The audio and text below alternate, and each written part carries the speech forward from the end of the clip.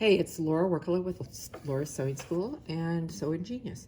So I wanted to talk about the needle threader. It's going to take a little longer than some other tips, but our needle threader will come here, and what it's doing is putting a tiny little hook, which is like right back here. It's the tiniest little hook into the back of the needle.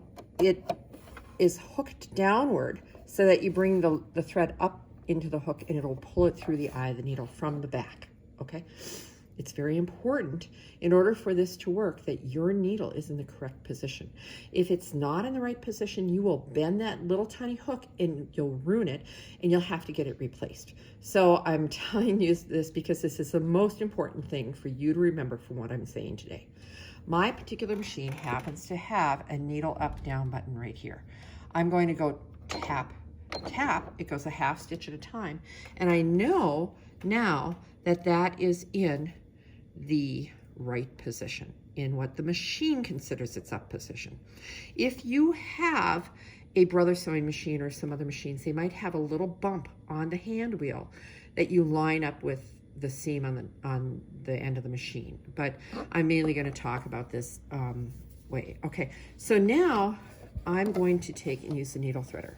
Okay, I'm going to bring this down and it's going to hook right into the back of the eye of the needle. My needle threader luckily stays down, so that makes it easier.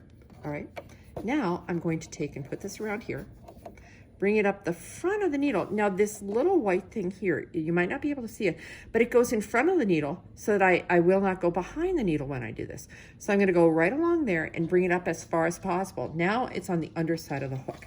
I'm going to flick this and let my thread go from my right hand at the same time. Sometimes the hook may not go all the way through the thread and it may shred it a little bit.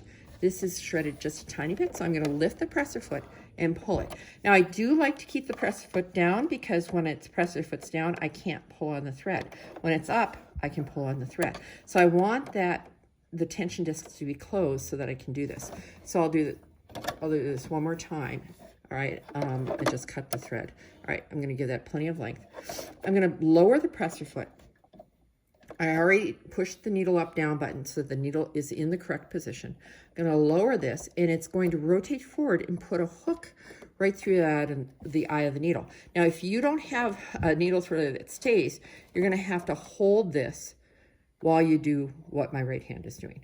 I'm going to go up the front of the needle till it hits the hook. Now I'm holding the thread upward and toward the back. Now I'm going to flick it and let it go. Now it did shred it a little bit, but I think it's still good enough. It's a little messy here, so I'm just going to pull it and I'm all set.